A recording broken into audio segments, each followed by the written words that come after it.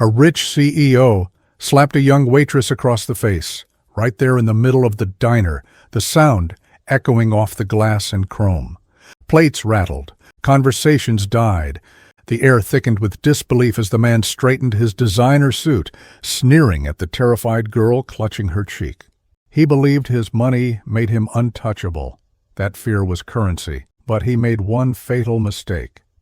He didn't know that at the corner booth, a Navy SEAL and his K-9 partner were quietly watching, and that Justice was already standing, ready to move. Before the story begins, let us know where you're watching from. And if this story touches your heart, don't forget to subscribe for more.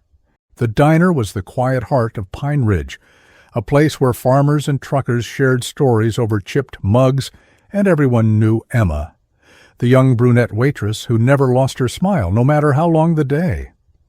She was serving her last table when a black SUV stopped outside. Out stepped Richard Cole, the 40-year-old CEO who owned half the county and acted like he owned the people too. He walked in wearing a tailored suit and an expression that warned everyone to look away. Emma met him with a polite smile. "Good afternoon, Mr. Cole." "The usual?" He didn't answer. He dropped his phone onto the table with a loud thud, shaking the silverware. "You see this?" he barked. "Your people can't even get an order right." Then he picked up his cup and threw it, coffee splashing against the wall. Emma froze. Around her, the diner went silent. "Sir, I'll get you another—" she began, but the slap came before the words finished. The sound echoed off the chrome and glass. Emma's head snapped to the side. Her tray crashed to the floor. For a moment, no one breathed. Cole adjusted his jacket, sneering. "Maybe now you'll learn to listen." The air turned heavy. He looked around the diner, daring anyone to speak. No one did, except for one man in the corner booth. Jack Lawson, the Navy SEAL, had been there for an hour, alone with his coffee. His clothes were plain, his presence calm. But the way he moved, steady, controlled, spoke of a man who had seen things far worse than this. At his feet, a German shepherd named Titan lifted his head, muscles tense, eyes fixed on the man who had just crossed a line. Jack stood. No sound, no show, just quiet, deliberate movement. "Apologize," he said. Cole turned, startled. "What did you say?" "You heard me. Apologize to her." The arrogance returned quickly. "You must not know who I am." Jack's gaze didn't waver. "A man who just hit a woman," he said evenly. "That's all I need to know." Cole scoffed, stepping closer. "You'll regret this. I own this town, the cops, the judge, even this dump." "Then you'll have no trouble apologizing," Jack said, his voice calm but sharp enough to cut.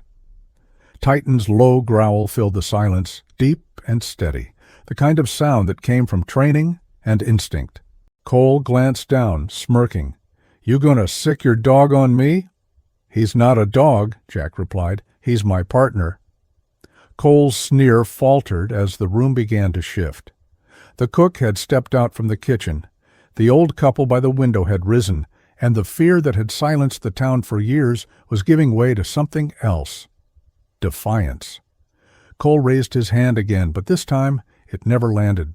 Jack caught his wrist mid-air, the movement precise and effortless. "Don't," he said quietly. "You've already made enough mistakes." Cole winced under the pressure. Jack didn't hurt him, he just let him feel how easily he could. "Let me go," Cole hissed. "You're finished. I'll ruin you." Jack leaned in slightly. "You already did that yourself?" Then he released him. Cole stumbled back, face red, humiliated. He looked around, expecting someone to come to his defense, but no one moved. He grabbed his phone and stormed toward the door. "You'll all regret this," he shouted before disappearing outside. The bell above the door jingled in his wake. Jack stayed still for a moment, scanning the room. Titan's body relaxed, but his eyes stayed alert. Emma's hands were trembling, her cheek red, her voice barely a whisper. "Thank you," she said. Jack nodded once. "You're safe now." The cook muttered something from behind the counter about "finally," and a few customers started breathing again. Jack dropped a few bills on the table and gave Titan a signal. They headed for the door. "Wait," Emma called. "Who are you?" Jack paused. "Just passing through." He stepped outside into the cold afternoon. The SUV was still parked down the block, engine running. Through the windshield, Jack saw Cole pacing, phone to his ear, face twisted in rage. He wasn't done. That was fine. Neither was Jack. Titan stood by his side, waiting for the next command. "Come on, boy," Jack said.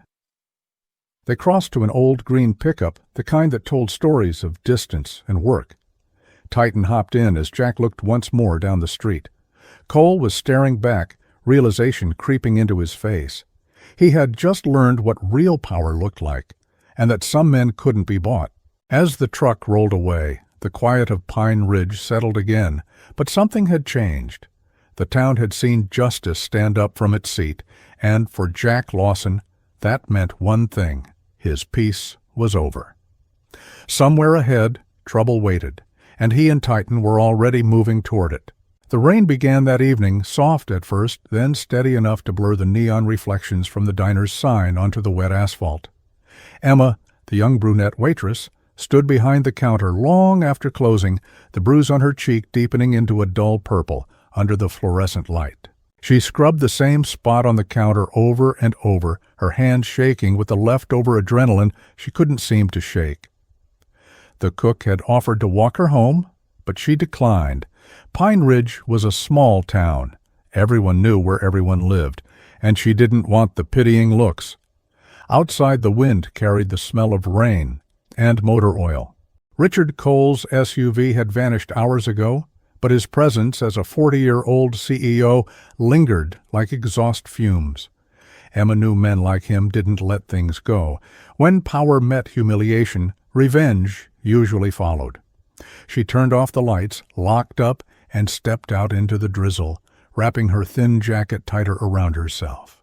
The town was quiet except for the distant rumble of thunder and the bark of a dog somewhere far off. She thought of the man from the diner, the one who had stopped Cole, the one whose voice had cut through the silence like a blade. Jack. She didn't know his last name, but she could still see his eyes, calm and unflinching, the kind of eyes that had seen danger before and didn't flinch from it. She wondered where he had gone. She didn't see the black sedan parked a block away, engine running without headlights. Inside, Cole sat behind the wheel, his phone pressed to his ear, listening to the hollow ring of the man he'd called twice already. "You said you handle things," Cole hissed into the receiver when the voice finally answered. That was the deal. "I pay, you make problems disappear." The voice on the other end was smooth, detached. "We don't handle feelings, Mr. Cole. You embarrassed yourself. Now you want to escalate?" "I want this man gone," Cole snapped. "He humiliated me in front of everyone. That town, that diner. They think I'm weak now. Fix it." Names, description. Jack Lawson, the Navy SEAL, big guy. Has a dog, German Shepherd. There was a pause. The voice grew colder. "Then I suggest you leave Pine Ridge immediately. Men like that don't walk away. They finish things." The line went dead. Cole slammed the phone against the steering wheel, breathing hard. He stared at his reflection in the windshield, at the face that had always commanded fear, now twisted with something close to panic. He started the engine and drove off, tires hissing over wet pavement. Outside of town, on a dirt road flanked by pine trees, Jack Lawson sat by a fire beside his pickup. The small clearing was a temporary camp tucked away from sight. Titan, the German Shepherd, lay nearby, his body relaxed, but eyes always moving. Jack stared into the flames, listening to the rain tapping against the tarp stretched above them. He hadn't planned to stay in Pine Ridge longer than a day, but plans had a way of dissolving when injustice stepped in. He reached into his jacket and pulled out a folded piece of paper, an old letter, creased and yellowed. It was from his last commanding officer, written after their unit had disbanded. "You'll never stop looking for fights worth having," it said. "Just make sure the ones you pick deserve you." He folded it again, slipping it back into his pocket as Titan lifted his head, ears twitching. Jack stilled. A car was approaching, slow, lights off. He put out the fire with a sweep of his boot and crouched low, Titan at his side, muscles tensed.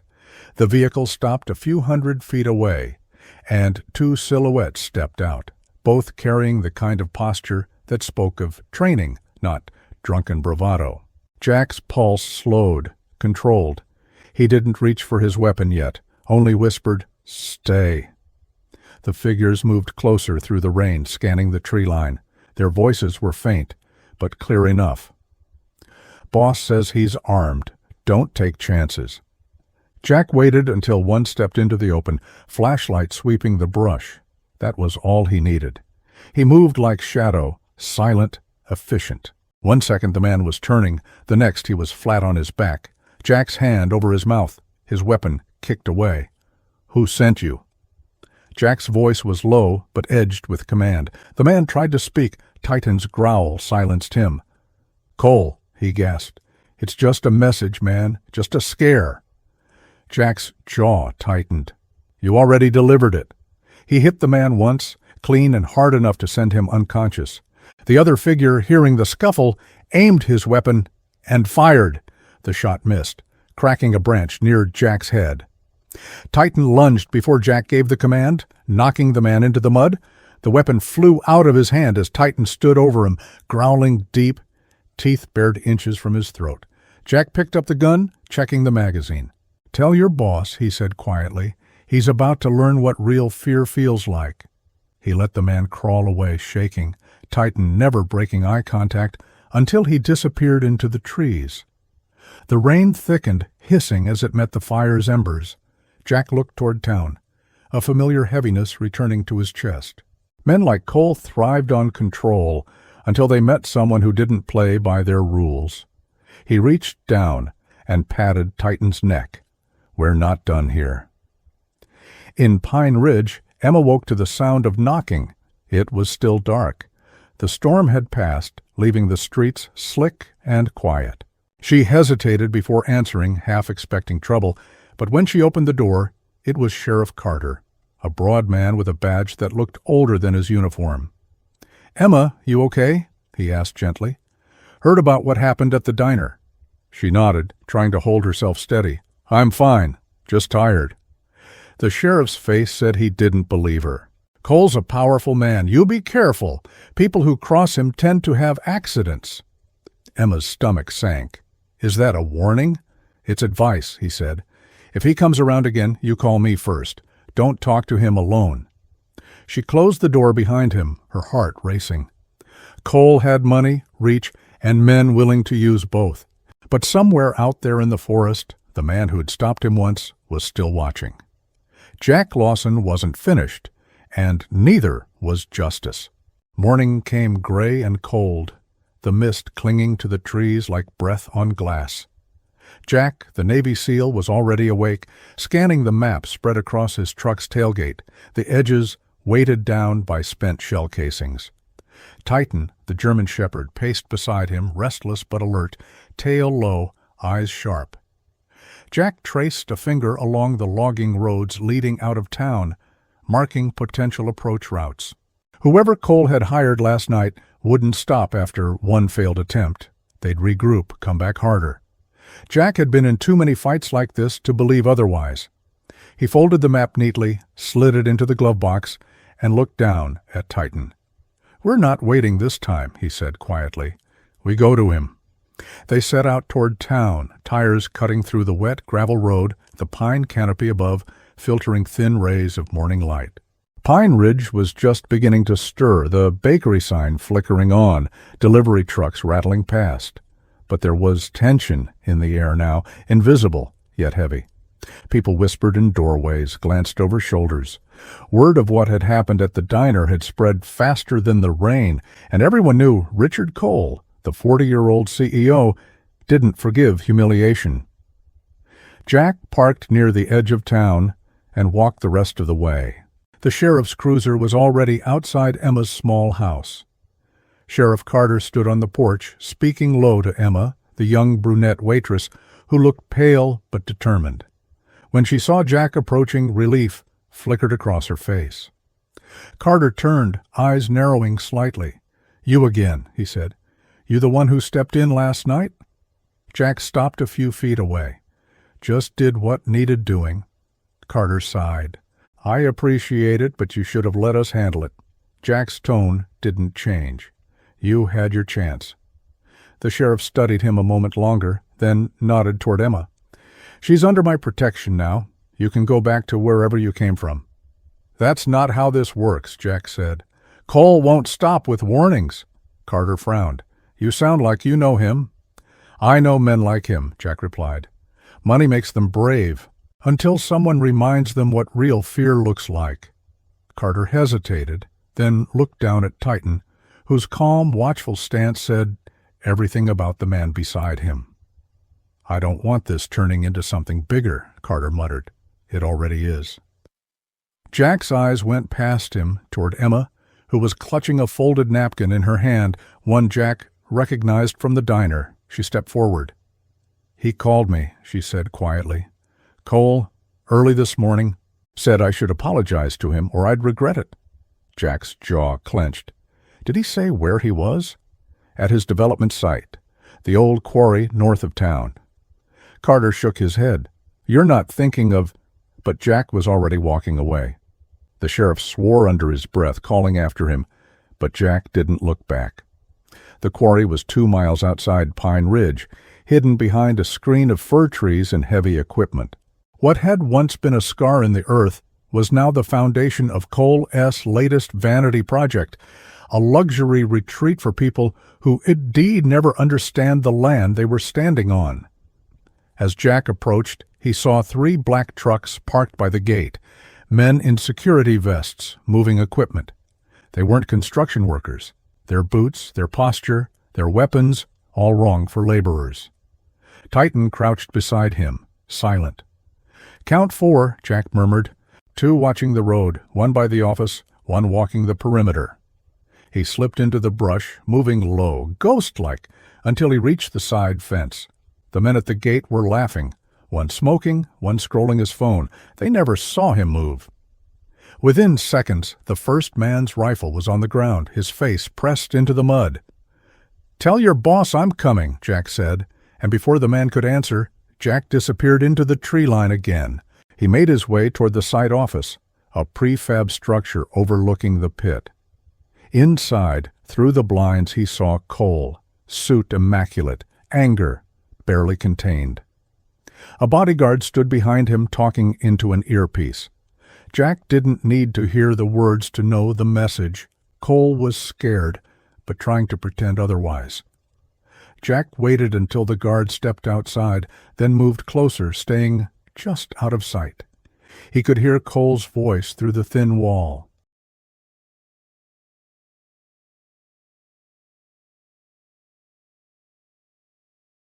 There was a pause.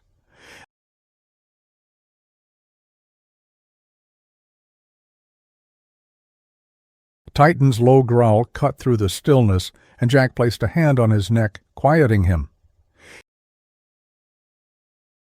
There were smarter ways to deliver messages. He moved to the power box outside and flipped the breaker. The site went dark. Lights inside the office flickered out, and he heard Cole's panicked voice echo through the room. Jack stepped into the doorway, the outline of his figure backlit by gray daylight. "You wanted to see me?" Cole froze, eyes widening. How did you—" "You sent men to my camp," Jack said evenly. "Bad idea." "They were just supposed to scare you," Cole stammered. "I didn't mean—" "You hit a woman in front of witnesses," Jack interrupted. "You threatened her. Then you sent hired guns after me. You don't get to say you didn't mean it." Cole backed up against the desk.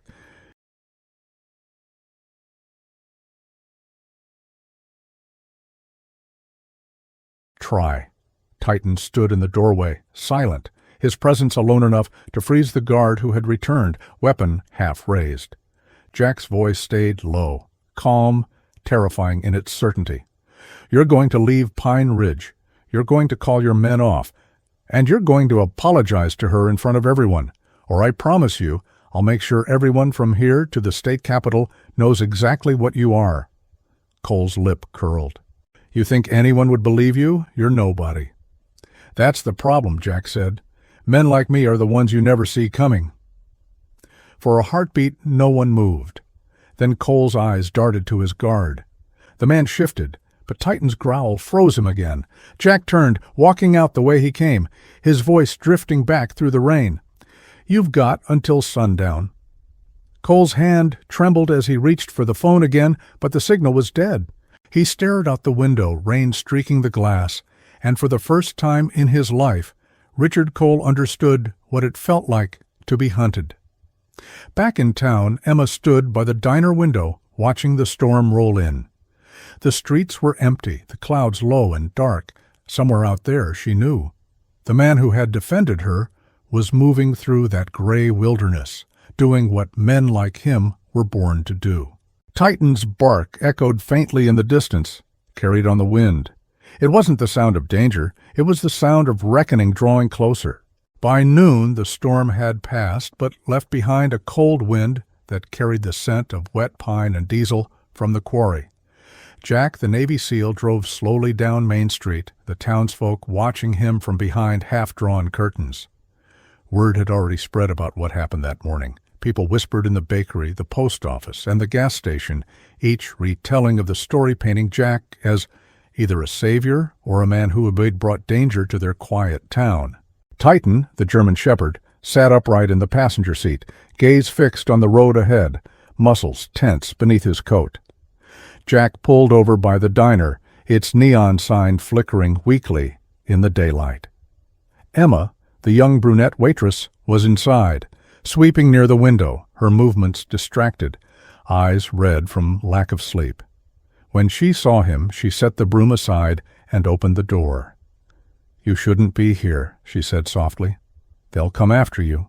Jack stepped inside, nodding toward the counter. "They already tried." Emma swallowed hard. "I heard. The sheriff came by again. He said Cole's men are watching the roads out of town." "Then I'll take the back roads," Jack replied. "You should do the same." "I can't," she said, shaking her head. "My mother's buried here. This is my home." Jack studied her for a moment. She had the same stubborn fire he'd seen in soldiers refusing to retreat. "Then we'll make sure you can stay," he said simply. Before she could respond, the bell over the door jingled. Sheriff Carter stepped in, hat dripping with rain. His eyes moved from Jack to Emma, then back again. "I thought I told you to leave this to me." Jack leaned on the counter, calm but unyielding. "You had your chance, Sheriff. Cole's been running this town unchecked for years. That stops now." Carter sighed, rubbing the back of his neck. "You don't understand how deep his reach goes. Half this town depends on him. He's got money tied to everyone's mortgage, business loans, even the county budget." "Money doesn't buy backbone," Jack said. Carter frowned. "You can't just come in here and fix everything with your fists. This isn't war." Jack's eyes hardened. It's always war when good people look away. For a moment, no one spoke. Then Carter's radio crackled, a voice breaking through the static. "Sheriff, you better get down to the quarry. We've got a situation." Carter lifted the receiver. "What kind of situation?" The reply came back quick and strained. "Explosion, fire. Looks bad." The sheriff's expression changed instantly, years of practiced calm snapping back into place. He turned to leave, then looked back at Jack. "Don't make me regret letting you walk around free." Jack didn't answer. As Carter drove off, Emma looked at him, worry in her eyes. "You think it's him?" she asked. "Cole?" Jack nodded. When men like him feel cornered, they burn things to send a message. He glanced toward Titan, who was already alert, waiting for a command. "Stay here," Jack told her.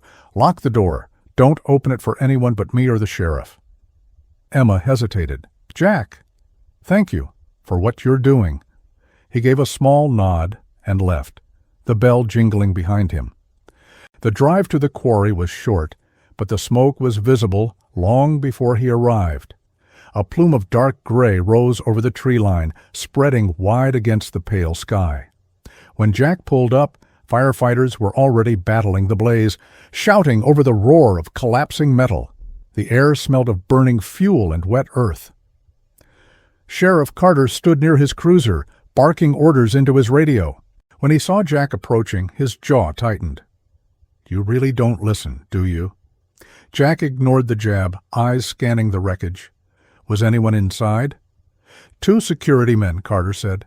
"Lucky to be alive. Said they saw someone run off before it went up." "Cole," Jack muttered. "He's cleaning house. Burning evidence, maybe." Carter gave him a hard look. "You talk like you know this man." Jack crouched, studying a fragment of twisted metal near the edge of the site, too precise to be accidental. "I know the type. He's panicking. Men like him would destroy what they can to control unless they re-scared." "Scared of you?" Carter asked skeptically. Jack looked up, eyes cold. "He should be." They both turned as one of the firemen shouted. Something had been found in the rubble, a black briefcase, scorched but intact. Carter opened it carefully. Inside were papers, photographs, and a flash drive, all somehow untouched by the flames. Jack saw a logo stamped on the corner of the documents, Langford Development Partners, a name he recognized from his military contract days. "He's laundering money," Jack said quietly. "That's not just Cole's project. There are people above him." Carter frowned. "How would you know that?" "Because I used to work for them," Jack said. He straightened, dusting off his hands. "Cole isn't the head of the snake. He's the tail. But he's the one thrashing now, and people are going to get hurt if we don't stop him." The sheriff studied him, weighing the truth behind those words. "You're telling me there is more to this than some hot-headed CEO with an ego problem?" Jack nodded. "He's trying to cover up something bigger, and that means he's desperate." Carter exhaled, long and low. "If you're right, he's not just dangerous, he's reckless. I'll need to call in state investigators." "You won't get the chance," Jack said. "He won't wait that long." As if on cue, the sound of tires screeched from the road above the quarry. A black SUV swerved to a stop, door swinging open. Cole stepped out, his suit smeared with ash, eyes wild. "Get away from there!" he shouted, voice cracking with fury. Carter moved forward, hand on his holster. "Mr. Cole, you need to calm down. We're handling this." Cole's glare darted from the sheriff to Jack. "He's behind this," Cole roared. "He's sabotaging my project." Jack didn't flinch. "You did this to yourself," he said, "and you know it." Cole's face twisted with rage. "You don't understand. You think you're a hero? You don't know what I've built, what I've done for this town." "You've done nothing but poison it," Jack replied. The 2 men stood facing each other, the smoke swirling between them like ghosts of every lie Cole had told. Carter's hand hovered near his gun. "Don't do this," he warned, but the moment snapped. Cole lunged forward, shouting, and Jack met him halfway. It wasn't a fight so much as an inevitability, a collision of arrogance and restraint, fury and focus. Within seconds, Cole was on the ground, breath heaving, wrists pinned. Jack leaned close enough for only him to hear. "You had your chance," he said quietly. "Next time, I won't stop at words."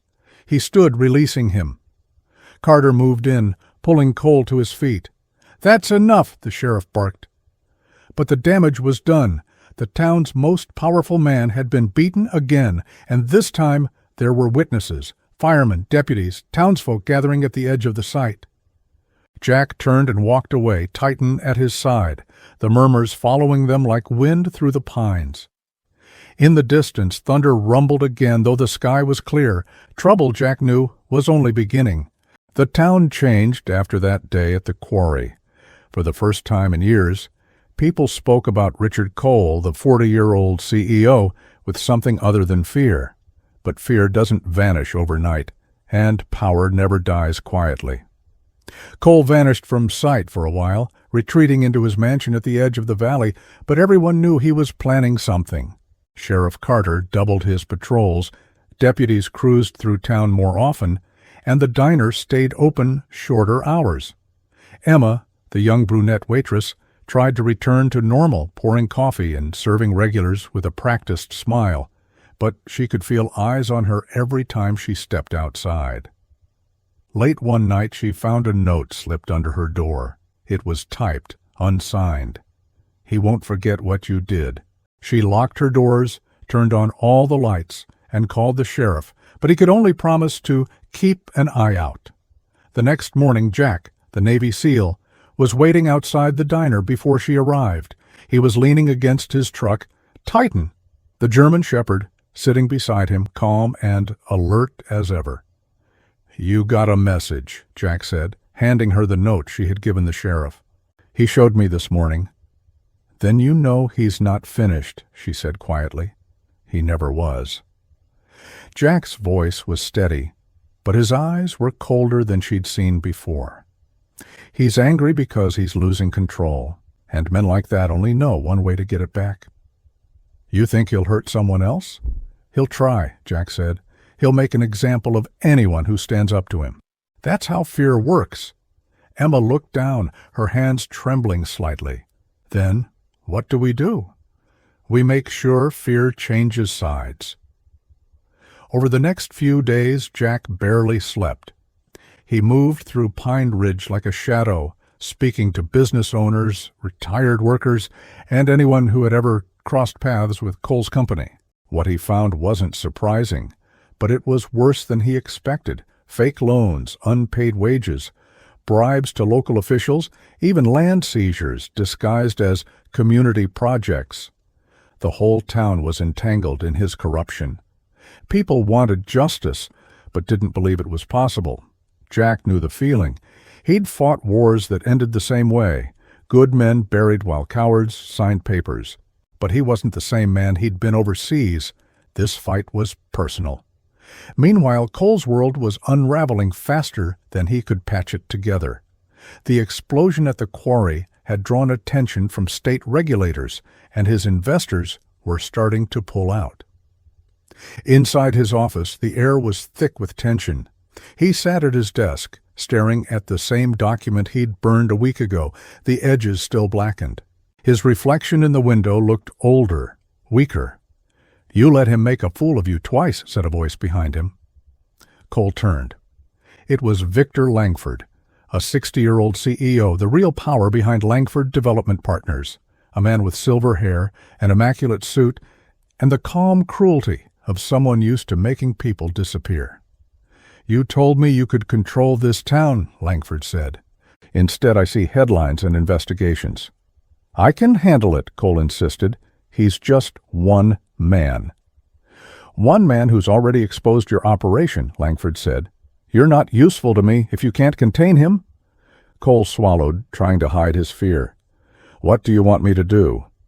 Langford's smile didn't reach his eyes. "The same thing we always do. Clean up the mess." When he left, Cole's hands were shaking. He knew what that meant. The cleanup never ended with paperwork. It ended with graves.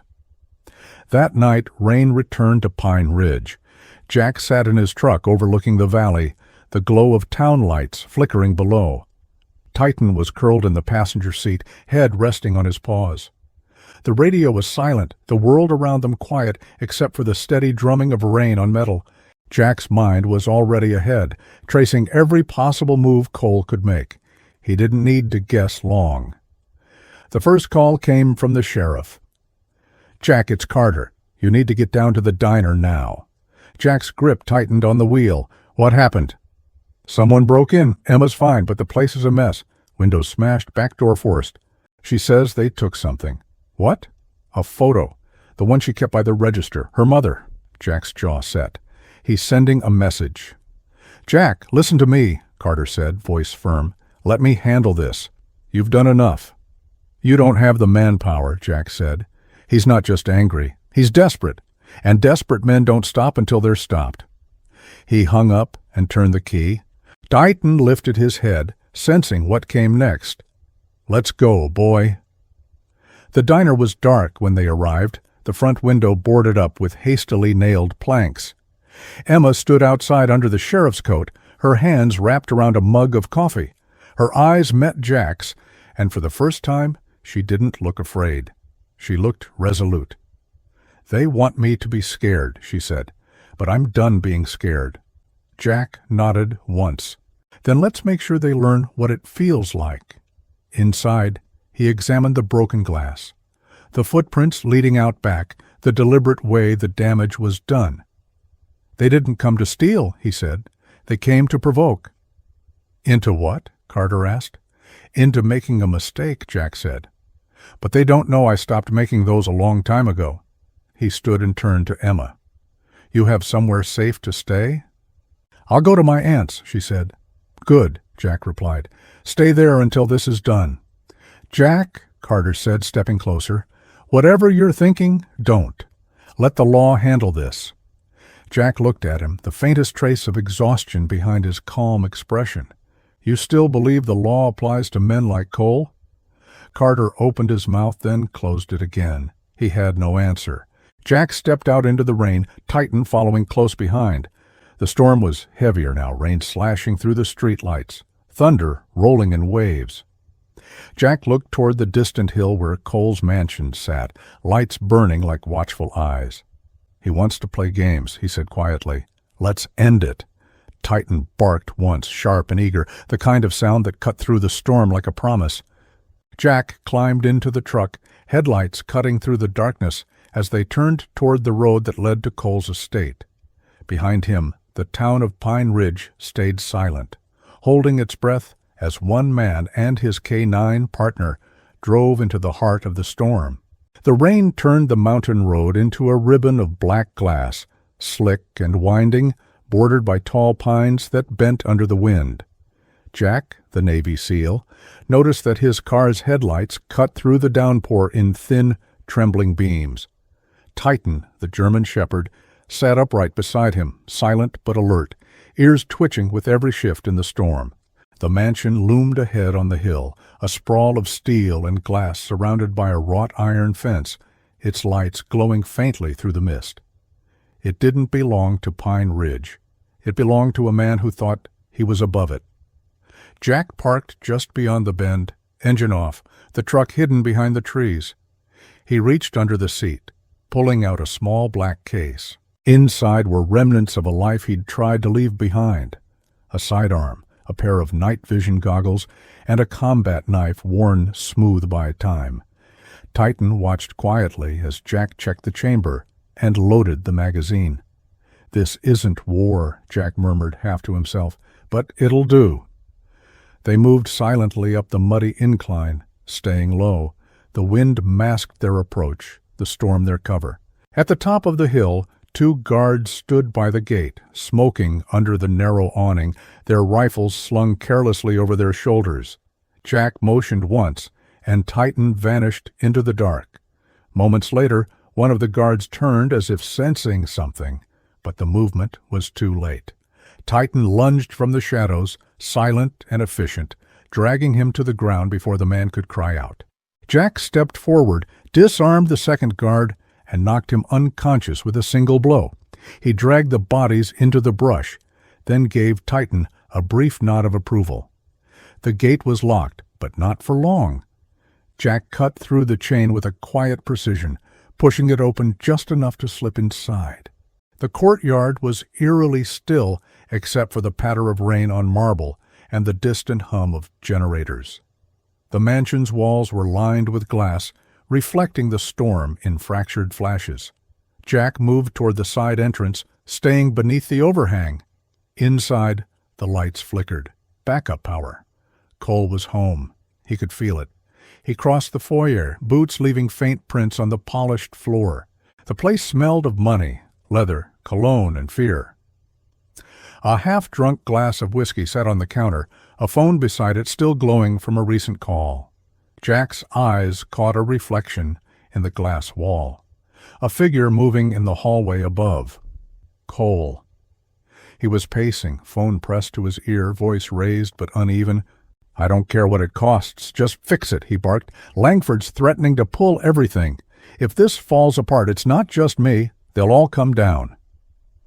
Jack moved up the stairs quietly, Titan staying close at his side. The floor creaked once, faintly, and Cole stopped mid-sentence. "Hold on," he whispered into the phone. "I heard something." Jack stepped into the open. You heard right." Cole spun, dropping the phone, his face draining of color. "How did you get in here?" "Your men are asleep," Jack said evenly. "You should be too." Cole backed up until he hit the railing. "You think killing me will fix anything? You'll just prove what they say about you. You're a thug, a killer." "I'm not here to kill you," Jack said, voice calm but edged with steel. "I'm here to make you stop." "You can't make me stop," Cole shouted. "You think you can scare me? You're nothing. You walk into my house, threaten me like you're some kind of hero. But I know men like you. You need enemies to feel alive. You can't stop fighting even when the war's over." Jack took another step closer, eyes steady. "The war's never over for men like me. But we fight so people like you can't keep winning." Cole's hand darted toward the desk, grabbing the pistol he'd hidden there, but Jack was faster. The gun skidded across the floor before Cole could raise it. Titan growled low, advancing one step at a time. "Don't," Jack said, and Cole froze, shaking. "You don't get to hurt anyone else? Not her. Not this town." Cole's breath came in shallow bursts. "You think you can stop all this? Langford will replace me in a week. You'll see. None of it matters." "It matters to the people you stepped on," Jack said. "That's enough for me." Cole's defiance faltered. He was trembling now, his bravado cracking into desperation. "You don't understand," he whispered. "You don't know what he's capable of." Cole shook his head, muttering something under his breath, but Jack had already turned toward the stairs. He didn't need to hear more. Titan followed, glancing back once before they descended into the foyer again. Jack stopped by the counter, staring at the phone. Langford's name still glowed on the missed call list. He pressed redial. The line clicked almost immediately. "Richard," the smooth voice said. "You sound nervous." "Not Richard," Jack said. There was silence, then a faint chuckle. "Ah, the interloper. The soldier. I've heard of you now. Pine Ridge's new folk hero. Tell me, what do you think happens next?" "You pull your men out," Jack said. "You walk away, or I come for you." Langford laughed softly. "You think this ends with threats? You've stepped into something bigger than you can imagine. We don't lose. We replace." "Not this time," Jack said, then ended the call. The rain outside had eased, leaving a mist that clung to the windows. Jack holstered his weapon and walked out the front door, Titan at his heel. Behind them, Richard Cole, the 40-year-old CEO, stood at the top of the stairs, shaking, his reflection fractured across the glass walls. For the first time in his life, he realized what it felt like to be powerless. Down the hill, Jack's truck waited, engine humming softly. He climbed in, drenched and silent, the road ahead a blur of fog and rain. Titan rested his head on his lap, calm but watchful. The fight wasn't over, not yet. Langford's voice still echoed in his head. There were larger forces moving now, ones that reached far beyond Pine Ridge. And Jack Lawson knew one thing for certain. The storm he had walked into was only the beginning. By dawn, the rain had stopped, leaving the world washed clean but uneasy. Jack, the Navy SEAL, drove west, away from Pine Ridge, the rising sun cutting pale ribbons of light through the mist. Titan, the German shepherd, slept lightly in the passenger seat, his ears twitching with every bump in the road. They weren't running, they were repositioning. Langford was the real threat now, and Jack knew the kind of reach men like him had. Money that bought silence, influence that buried truth. He needed to find proof, something that would expose the whole operation. He stopped at an old service station just off the highway, a lonely outpost surrounded by pines and fog. The owner, an older man with a veteran's posture, looked up from behind the counter. "You look like trouble," he said. Jack smiled faintly. "Just passing through." He bought gas, coffee, and asked one question. "You ever hear of Langford Development?" The man's eyes flickered with recognition before he shook his head. "Can't say I have. But folks in these parts don't talk about men like that. You find them, they find you back." Jack nodded, left a generous bill on the counter, and walked out. Titan stretched, sniffed the damp air, then jumped into the truck. They headed toward the next town over, Wendell Creek, a place larger than Pine Ridge, with a courthouse, a newspaper, and a public records office. If Langford had his claws in coal, there'd be a paper trail. Jack parked near the courthouse and spent the next few hours combing through public land deeds, business filings, and donation records. Patterns began to emerge. Langford's company had been buying up small-town properties under shell corporations, using coal as a front. They weren't building communities. They were laundering millions. Jack photographed every file he could find, saving them to an encrypted drive. He didn't trust the law to handle this cleanly, but he needed allies. A few miles outside Wendell Creek, a black SUV appeared in the rearview mirror, matching their speed. Another one joined from a side road. Jack's grip tightened on the wheel. "Company," he muttered. Titan's low growl confirmed it. The first SUV surged forward, trying to ram the rear bumper. Jack jerked the wheel, sending the truck fishtailing across the slick asphalt before straightening it out. He hit the brakes suddenly, the SUV behind slamming into his tailgate with a screech of metal. The second pulled alongside, windows dark, muzzle flash glinting in the corner of Jack's eye. Bullets tore through the side mirror and passenger door. Titan ducked low, ears back, calm, under fire. Jack accelerated hard, forcing the truck up a narrow forest trail. Branches scraped the windshield, mud spraying up in thick streaks as the road narrowed. Behind them, engines roared closer. "Hold on," Jack said, turning the wheel sharply. The truck skidded sideways through a clearing, clipping a fallen log before slamming to a stop behind a cluster of trees. The SUVs overshot the curve, tires squealing as they tried to turn around. Jack was already out, rifle in hand, Titan moving with him like muscle memory. The first man out of the SUV didn't even see it coming. Jack E.E.'s shot shattered his leg, dropping him into the mud. "Stay down," Jack ordered. The second SUV stopped short, its doors opening in unison. 3 men stepped out, dressed in black, moving with precision. These weren't hired thugs. They were professionals. "Langford sent you?" Jack called. Silence. Then one of them spoke. "He says you've been asking too many questions." Then he should have come himself. Gunfire erupted, chewing through bark and earth. Jack ducked behind the truck, returning fire with clean, calculated bursts. Titan darted through the underbrush, circling wide, reappearing behind one of the men and tackling him hard to the ground. The other 2 turned, and Jack used the distraction to advance, his movements sharp and efficient. Within minutes, it was over. 2 down, 1 unconscious, the forest silent, except for rain dripping through the branches. Jack checked the man's gear. Standard-issue tactical equipment, no identification, no insignia, but the phone in his pocket was still unlocked, screen glowing with a message. A single text thread. Target confirmed. Retrieve files. Jack pocketed it, wiped his prints, and looked at Titan. They knew about the drive. He opened the glove box, pulling out the encrypted stick. The men hadn't gotten it yet. That meant there was still time. He drove the battered truck back to the highway, switching onto back roads and staying off the main routes. By the time dusk fell, Pine Ridge's lights appeared again through the mist, a fragile cluster of warmth in a dark landscape. That night, the air in Pine Ridge felt heavy, thick with the kind of silence that comes before a storm no one can see. The town slept, but the diner lights stayed on, flickering against the glass like a heartbeat.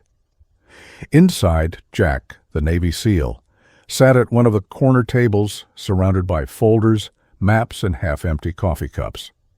Titan, the German shepherd, lay by his feet, ears twitching at every distant sound. Sheriff Carter leaned over the table, the brim of his hat casting a shadow across his tired eyes. Emma, the young brunette waitress, stood nearby, arms folded, still wearing her apron though the diner had been closed for hours. She looked exhausted, but her eyes were steady. "You really think he'll come here?" she asked quietly. Jack didn't look up. "He doesn't have a choice. Langford needs to contain this before it spreads. I've got proof that ties him to shell companies, fraud, and money laundering across 3 counties. If he doesn't take me out, I'll take his empire down." Carter exhaled. You're assuming he is going to walk into your trap instead of burning this whole town down to stop you. He's not subtle, Jack said. Men like Langford think they're invincible until they're backed into a corner. That's when they make mistakes. And Cole? Emma asked. Jack paused, staring at the map, pinned with pushpins and strings. He's a coward, but he's scared enough to talk. If Langford doesn't kill him first. Carter looked out the window, the streetlights barely illuminating the rain-slick asphalt. Then we'd better make sure he's still breathing. He straightened, pulling out his radio. I'll head up to Cole's place. You stay here. Jack shook his head. No, you need to stay with Emma. I'll go. Carter hesitated, then nodded reluctantly. You find him alive, get him talking. If he's dead, make sure whatever he knows doesn't die with him. Jack gathered the files, tucking the flash drive into his jacket. Titan rose immediately, muscles tense. Keep the lights off, Jack said to Emma. If anyone knocks, don't answer. She swallowed hard. You think they'll come here? They'll check everywhere I've been, he said. Just stay close to Carter. Then he was gone, the bell above the diner door chiming softly as it closed behind him, the headlights catching only fragments of the world ahead. When Jack turned up the long driveway, he could already tell something was wrong. The gate was open, one of the iron bars twisted, and the front door hung half open, swaying gently in the wind. Inside, the house was chaos. Furniture overturned, papers scattered, and in the middle of the marble floor, a dark stain spreading slowly toward the rug. Cole lay slumped against the base of the staircase, a crimson bloom across his chest.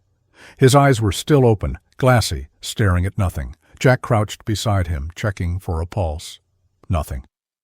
Too slow, he murmured. Titan moved through the house, nose low, tracing the trail of footprints that led from the study to the back door. Jack followed, his instincts prickling. Whoever had done this was still close. He moved out into the courtyard, the wind snapping at his jacket. A single black sedan was parked by the fountain, engine still warm. Jack opened the driver's door. Inside was a man he didn't recognize, broad-shouldered, wearing gloves, a silenced pistol in his lap. His neck was broken. Someone had beaten Jack to it.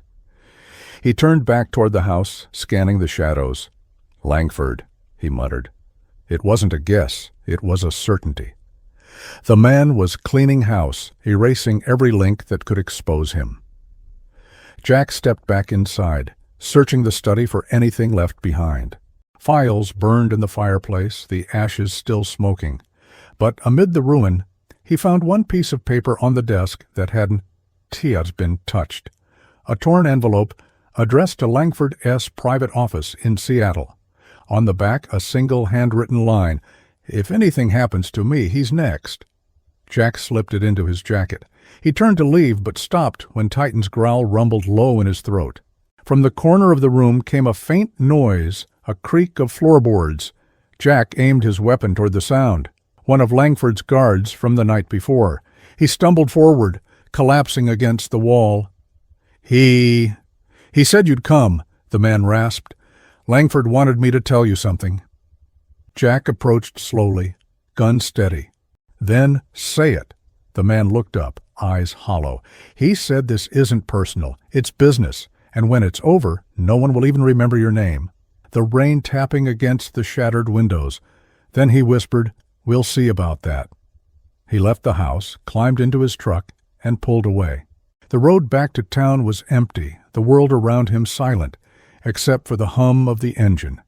Titan sat rigid beside him, watching the dark. He's not going to stop, Jack said softly, but neither are we. Back in Pine Ridge, the diner lights had gone out.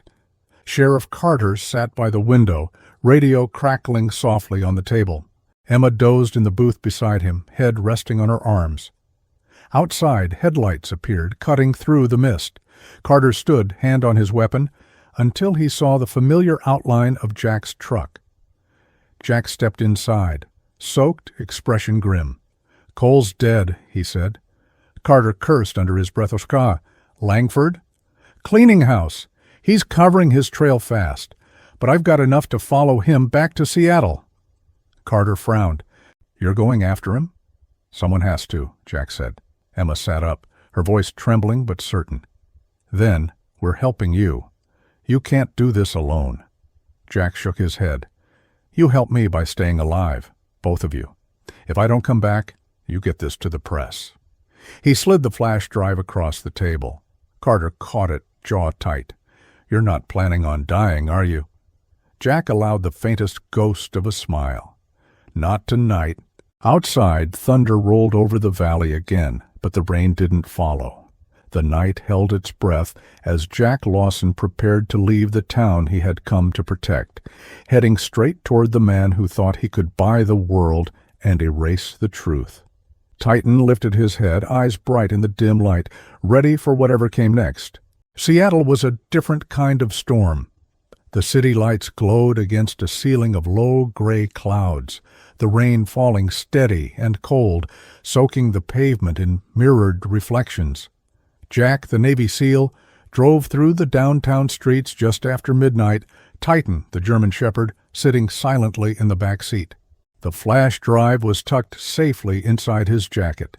He had one goal now, to find Victor Langford and finish what Cole started. Through a contact from his old service days, he had learned that Langford's private office was located in a high-rise overlooking the waterfront, hidden behind a shell corporation called Meridian Capital. Jack parked a block away, blending in among delivery trucks and taxis. He changed out of his wet jacket, pulling on a dark windbreaker, and checked his sidearm. Titan sat upright, watching his every move, as if sensing what lay ahead. Stay close, Jack said quietly. They moved through the rain like ghosts, slipping through alleys and service entrances until they reached the rear loading dock of Langford's building. The security was tight. Cameras, keypads, 2 armed guards posted by the door. Jack waited until one of them stepped out to light a cigarette before moving. It was fast, efficient, silent. Within seconds, both guards were down, unconscious, weapons removed. Jack swiped one of their access cards and slipped inside. The lobby was sterile and gleaming, the kind of place built to impress investors, not welcome strangers. Elevator lights blinked softly. Jack swiped the card again and pressed the button for the top floor. The ride was quiet except for the low hum of machinery. Titan's reflection in the mirrored wall watched him as they ascended. Jack's mind replayed everything that had brought him here: the diner, the slap, the fear in the eyes of Emma, the young brunette waitress, the fire at the quarry, the men in black. Every step of it had been orchestrated from an office above this city. When the doors opened, he moved fast. The corridor was lined with glass walls, soft blue light spilling out from a single office at the end. Inside, Langford sat at a massive desk, hands folded neatly as if he'd been expecting company. "Mr. Lawson," he said without turning, "you took your time." Jack stepped inside, gun drawn, Titan at his side. "You've been busy," Langford continued, glancing out the window at the city lights. "Cole's dead. My operations in Pine Ridge are compromised, and now you're here, standing in my office, thinking you've already won." Jack's voice was steady. "You killed him." "Cole," Langford smiled faintly. "He was weak. I don't tolerate weak partners." "He was scared," Jack said. "You made him that way." "Fear is the foundation of order," Langford said calmly. "You, of all people, should understand that. You've built a life around it." Langford stood, smoothing his suit. "You've seen enough wars to know that men like me always survive. We don't fight fair, we buy the battlefield." "Do you really think killing me will change that?" "I'm not here to kill you," Jack said. "I'm here to expose you." Langford chuckled softly. "Expose me to who? The press? The police? You think your little flash drive of secrets will matter? You underestimate how deep this goes." Jack tossed the drive onto the desk. "Maybe, but it's enough to start." Langford's eyes flicked to the device, then to Jack. "You're bluffing." "Try me." The air between them thickened, silent except for the rain against the windows. Then Langford's hand moved subtly toward the intercom. Titan growled, deep and warning. "Don't," Jack said. "You're surrounded," Langford said smoothly. "My men will be here any second." "Then we'd better make this quick." Jack stepped forward, gun leveled. "You're going to make a call to your contacts, your accountants, your investors. You're going to tell them to freeze every transaction tied to Pine Ridge." Langford's expression barely shifted. "You think you can hold me hostage in my own office?" "No," Jack said. "Just accountable." Langford's lips twitched into a small, amused smile. "You don't get it, do you? I don't fear men with guns. I own men with guns." His hand darted for the intercom, but Titan was faster. The dog leapt over the desk, knocking Langford backward, the device shattering under his chair. Papers scattered across the floor, Langford gasping as Titan's teeth sank into his sleeve, not flesh. Controlled, restrained. Jack moved around the desk, grabbed Langford by the collar, and slammed him into the window. "You want to talk about fear?" he said quietly. "This is what it feels like when you can't buy your way out." Langford's composure cracked for the first time, his breath shallow, eyes wide. "You think anyone will believe you?" "They won't have to," Jack said. He pulled out his phone, revealing it was already recording. "Every word you've said since I walked in here, it's live. Carter's got it back in Pine Ridge." Langford froze. "You wouldn't—" "I already did." The sound of boots echoed down the hallway, Langford's men closing in fast. Jack released him, pushing him back toward the desk. "That recording goes public in 20 minutes unless I stop it," he said. "You want it buried, you call your people, and you walk away from Pine Ridge for good." Langford's jaw tightened. "And if I refuse," Jack holstered his weapon, "then you'll answer to more than me." The doors burst open, 2 armed guards rushing in, guns raised. Jack flipped the desk over, dragging Langford down with it as bullets shredded the glass walls. Titan lunged, tackling one of the guards while Jack disarmed the other, moving with mechanical precision. In seconds, the room was silent again except for the rain and Langford's ragged breathing. Jack stood checking the fallen men, alive, barely. Langford pushed himself up on trembling arms, his arrogance stripped away. "You can't run forever," he spat. Jack leaned close. "I don't run." He turned, whistling for Titan, and they disappeared through the emergency stairwell just as sirens began to wail in the distance. By the time Langford's reinforcements reached the top floor, the office was chaos. Broken glass, overturned furniture, and a flickering monitor displaying a single message. "Upload complete." Down on the street, Jack climbed into his truck, breath heavy, heart steady. Titan jumped in beside him, shaking rain from his fur. Jack started the engine, merging into the stream of city lights, disappearing into the night.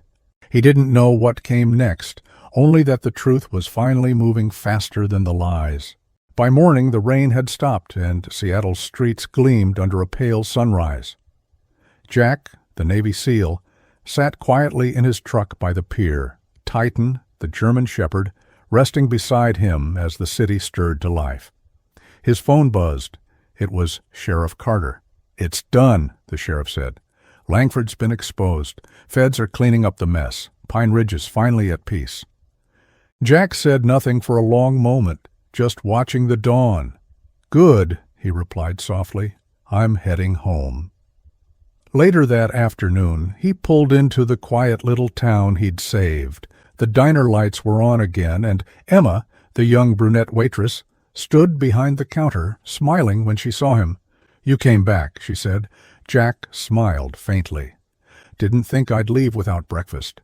She poured him coffee, her hand steady now, the bruise on her cheek almost gone. "They're calling you a hero," she said. Jack shook his head. "Heroes are just people who get tired of watching others lose." Sheriff Carter stepped in a few minutes later, hat in hand, eyes calm for the first time in years. "Town's going to miss you, Lawson." Jack finished his coffee and stood. "You've got it from here." Outside, the air smelled of pine and peace. Jack walked to his truck, Titan climbing in beside him. As they drove off through the winding hills, the sun broke through the clouds, turning the road ahead to gold. "Another day, another storm," Jack murmured. Titan laid his head on Jack's lap, and for the first time in years, the soldier let himself smile.